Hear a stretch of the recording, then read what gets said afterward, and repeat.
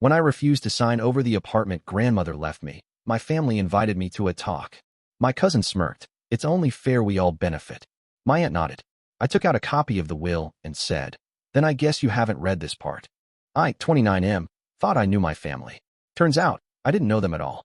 My grandmother passed away 6 months ago, and I'm still processing the grief. She was the only person in our family who ever really understood me. While my parents were busy with their careers and my siblings were wrapped up in their own lives, Grandma was the one who listened. She was the one who helped me through college when my dad said I was wasting my time studying literature. She was the one who believed in me when nobody else did. The funeral was a circus. Relatives I hadn't seen in years suddenly appeared, all black clothes and fake tears. My aunt kept dabbing her eyes with tissues while simultaneously asking my mother about Grandma's jewelry. My cousin spent the entire service checking his phone. I wanted to scream at all of them, but I held my tongue out of respect for Grandma. The reading of the will happened 2 weeks later. I almost didn't go. The thought of sitting in that sterile law office with all those vultures made my stomach turn. But Grandma's lawyer had specifically requested my presence, so I showed up. The lawyer was a kind, older man who had handled Grandma's affairs for decades. He started with the small stuff. Jewelry divided among the women. Some savings split between her children. Her car going to my uncle who had been helping with her errands. Everyone nodded along, satisfied with their portions. Then he got to the big item. Grandma owned a beautiful apartment in the city center, worth about $400,000. Prime real estate that had been in our family for 40 years. Everyone leaned forward in their chairs, clearly expecting it to be divided somehow among her 3 children. The lawyer cleared his throat and announced that the apartment was being left entirely to me. The room erupted. My aunt's face went red, and she started sputtering about how unfair it was. My uncle demanded to see the will again. My cousin looked like someone had slapped him. Even my own parents seemed stunned. My aunt was the first to voice what everyone was thinking. She said there had to be some mistake, that Grandma wouldn't have done something so divisive. The lawyer assured everyone that Grandma had been very clear about her intentions and had updated the will just 6 months before her death, when she was still completely sound of mind. I sat there in shock. Grandma had never mentioned this to me. I knew she loved me, but I never expected anything like this. The apartment meant financial security I'd never had. It meant I could finally quit the soul-crushing corporate job I hated and focus on my writing. But the looks on my family's faces told me this inheritance was going to come with a price. Over the next few weeks, the pressure started. It began subtly, family members calling to check on me and casually mentioning how the apartment was really too much for one person. My mother suggested I might want to consider what Grandma would have really wanted, implying that she would have wanted the family to benefit equally. My aunt was less subtle. She called me directly and explained that she was struggling financially after her divorce, and that her portion of the inheritance would help, but it wasn't nearly enough. She suggested that I could sell the apartment and split the proceeds among Grandma's children, keeping a small portion for myself as a finder's fee. When I politely declined, she hung up on me. My cousin took a different approach. He showed up at my workplace one afternoon and took me out for coffee. He laid out this elaborate plan where we could turn the apartment into an investment property, rent it out, and split the income among the family. He made it sound like he was doing me a favor, handling all the complicated business stuff, while I just collected my share of the profits. I told him I wasn't interested in being a landlord, and that I was actually thinking about moving into the apartment myself. His friendly demeanor cracked for just a moment, and I saw something ugly underneath before he composed himself again. The calls and visits continued for weeks. Everyone had a different angle, a different reason why I should share the inheritance. Some played on guilt, others on family loyalty. My uncle even tried to convince me that Grandma had been showing signs of dementia and that the will might not be valid. But I held firm. The apartment was mine, fair and square. Grandma had made her choice for her own reasons, and I was going to honor that choice. That's when they decided to escalate things. It was my mother who called and invited me to dinner at my aunt's house. She said the family wanted to have a proper conversation about the situation, without lawyers or outside pressure. Just family, talking things through like adults. I should have known it was a trap. I arrived at my aunt's house on a Sunday evening, expecting a simple family dinner. Instead, I walked into what felt like an intervention. My aunt, my uncle, my cousin, both my parents, and even my younger sister were all there, arranged around the living room like a tribunal. My mother gestured for me to sit in the chair they'd obviously designated for me, positioned so that everyone else could face me directly. The setup made my skin crawl, but I sat down anyway. My aunt started the conversation. She said they were all concerned about me, that the inheritance seemed to be changing me. She suggested that Grandma never intended for me to keep the entire apartment, that she probably expected me to do the right thing and share it with the family. My uncle jumped in, saying that he'd been doing some research and that there might be legal grounds to contest the will. He mentioned things like undue influence and mental capacity, clearly trying to intimidate me. My cousin was the worst. He leaned back in his chair with this smug expression and said that it was only fair that we all benefit from Grandma's generosity. He said that keeping everything for myself was selfish and went against everything our family stood for. They took turns presenting their arguments, their demands, their ultimatums. Some tried guilt, others tried logic, and a few resorted to barely veiled threats. Through it all, I sat quietly and listened, feeling my anger build with each word. Finally, my aunt asked me directly what it was going to take for me to do the right thing. She said they weren't asking me to give up everything, just to be reasonable and think about the family. That's when my cousin made his mistake. He looked at me with that arrogant smirk and said that it was only fair we all benefit from what was essentially a family asset. My aunt nodded in agreement, and several others murmured their support. I had been carrying a copy of Grandma's will in my jacket pocket for weeks, ever since the pressure campaign started. I'd read it so many times I had it memorized. But there was one section that I didn't think anyone else had bothered to read carefully. I pulled out the folded document and set it on the coffee table. Everyone leaned forward, probably expecting me to finally cave and sign it over. Instead, I told them that I guessed they hadn't read this particular part of the will. I flipped to the third page and started reading aloud. The section I read explained Grandma's reasoning for leaving the apartment to me. She wrote that she had watched her family for years and was disappointed by their priorities. She specifically mentioned my aunt's materialism, my uncle's gambling problem, and my cousin's sense of entitlement. She wrote that she was leaving the apartment to me because I was the only one who had ever visited her without asking for something, the only one who called just to talk, and the only one who seemed to understand the value of things beyond their price tags. But that wasn't the part that made everyone's faces go white. The will included a clause stating that if anyone in the family attempted to pressure me into selling or sharing the apartment through legal challenges, emotional manipulation, or family pressure, they would immediately forfeit any and all other inheritances from her estate. This included the jewelry, the savings accounts, and even small sentimental items. The room went dead silent. My cousin's smirk disappeared completely. My aunt looked like she was going to be sick. My uncle started stammering about how they were just having a conversation, how there was no pressure involved.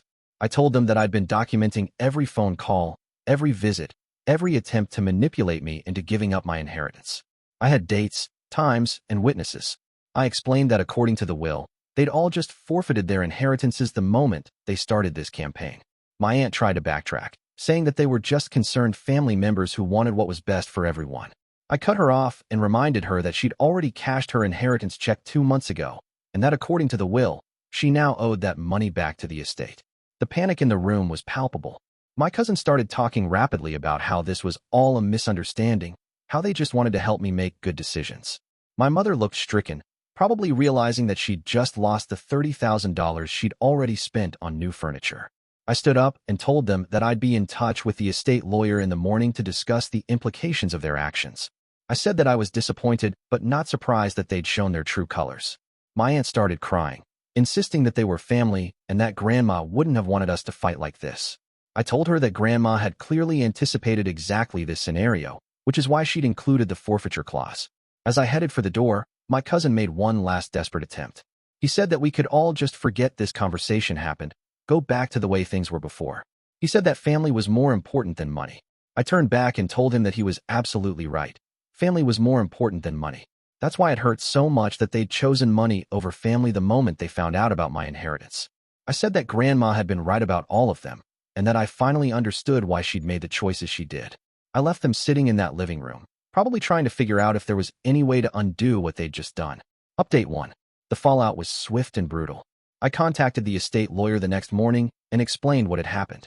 He wasn't surprised. Apparently, Grandma had specifically asked him to include the forfeiture clause because she'd suspected her family might react this way.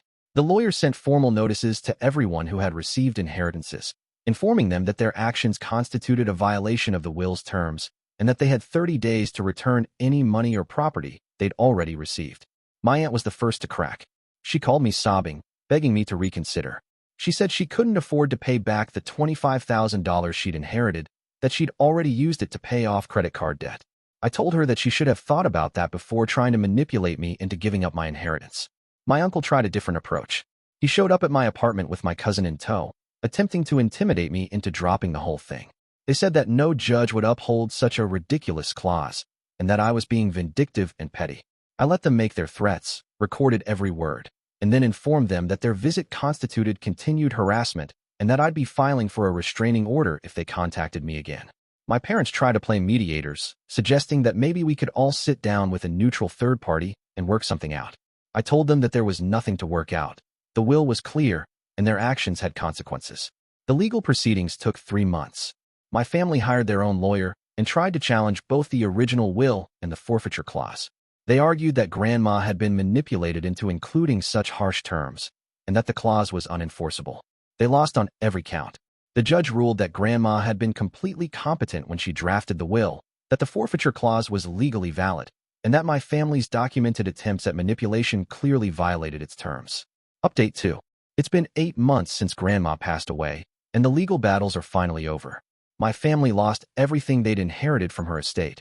Plus, they had to pay their own legal fees, which ran into the tens of thousands. I moved into Grandma's apartment 3 months ago. It's beautiful.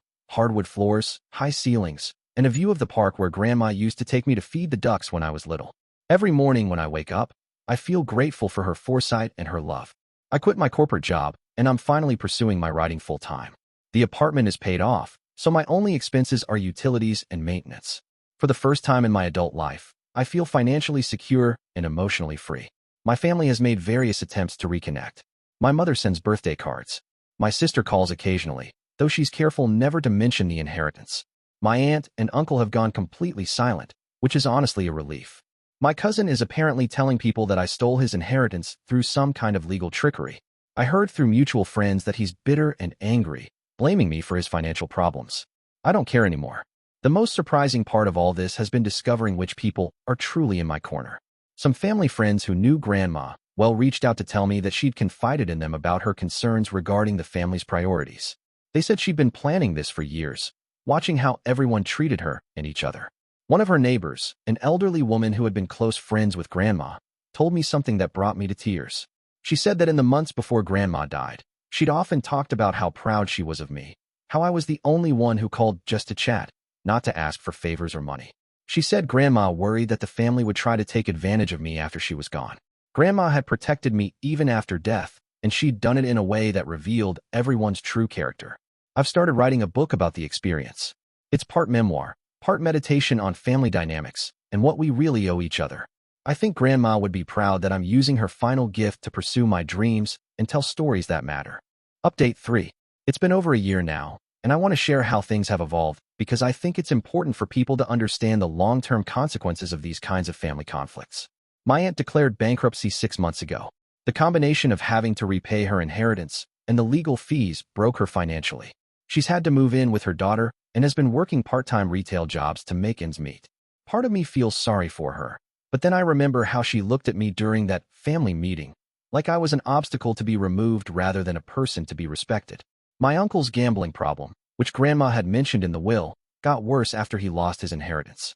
Apparently, he'd been planning to use that money to pay off some significant debts. Without it, he spiraled.